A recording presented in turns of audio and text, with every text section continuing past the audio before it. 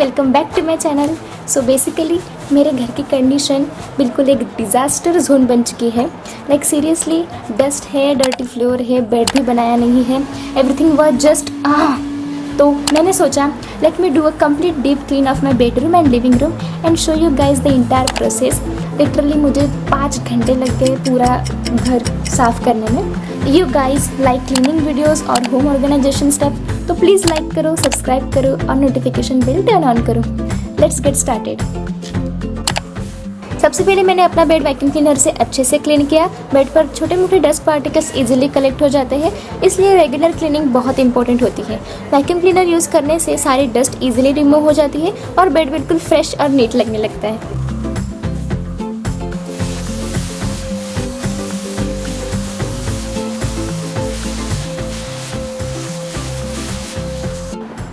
Okay, तो हमारा bed sofa cum bed है, इसलिए वो पूरा फोल्ड हो जाता है।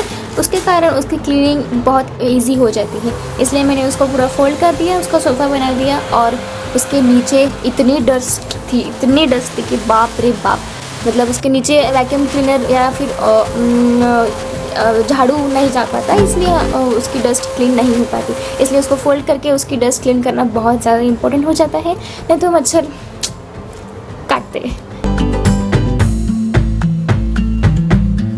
उसके बाद मैंने मेरे वार्डरोब के ऊपर वाले जो कॉर्नर्स होते हैं वहाँ पे हाथ नहीं पहुँचता है, इसलिए वैक्यूम क्लीनर से अच्छे से क्लीन किया। वैसे तो वैक्यूम क्लीनर से भी मेरा हाथ अच्छे से नहीं पहुँच पाता।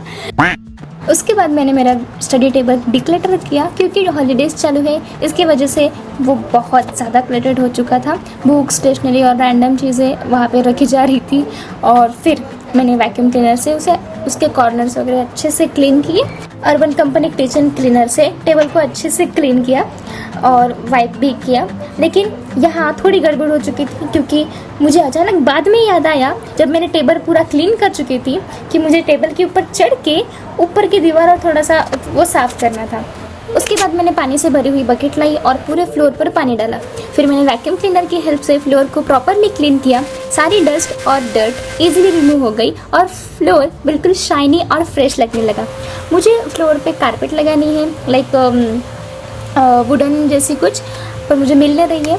पर मैं जब भी मुझे मिलेंगी तब मैं उसका वीडियो ज़रूर शेयर करूँगी।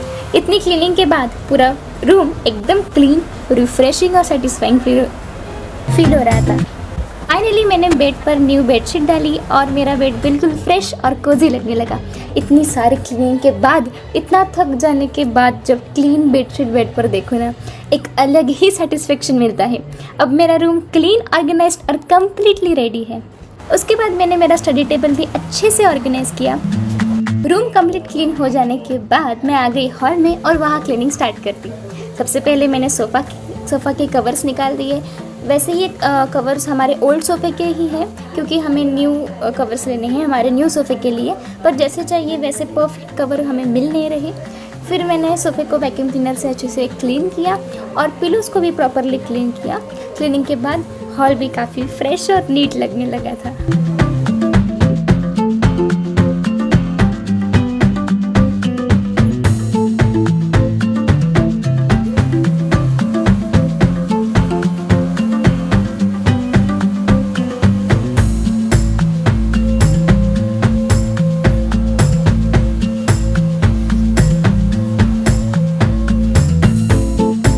उसके बाद मैंने वैक्यूम क्लीनर का नोज़ल चेंज किया, ताकि मैं सोफ़े के अंदर और कॉर्नर्स को प्रॉपरली क्लीन कर पाऊँ। सोफ़े के अंदर काफ़ी डस्ट और टाइनी पार्टिकल्स जमा हो गए थे, जो इजीली नॉर्मल क्लीनिंग से नहीं निकलते।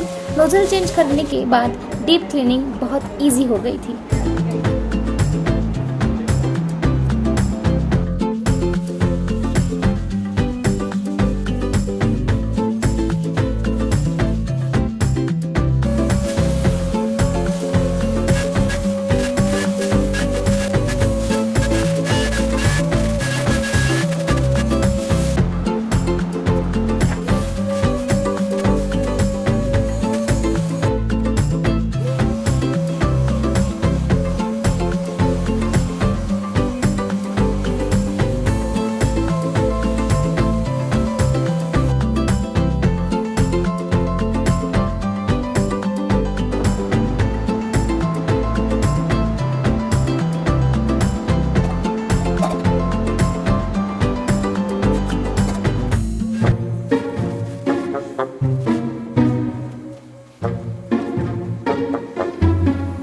और फाइनली पूरा घर क्लीन हो गया। आज की क्लीनिंग यही ख़त्म होती है। अब मैं और मेरा वैक्यूम क्लीनर आपको मिलेंगे किसी और वीडियो में जहां मैं और क्लीनिंग करूंगी।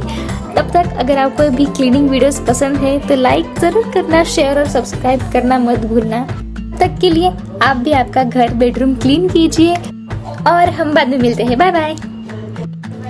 अरे सॉरी, भूल गई। राधे राधे।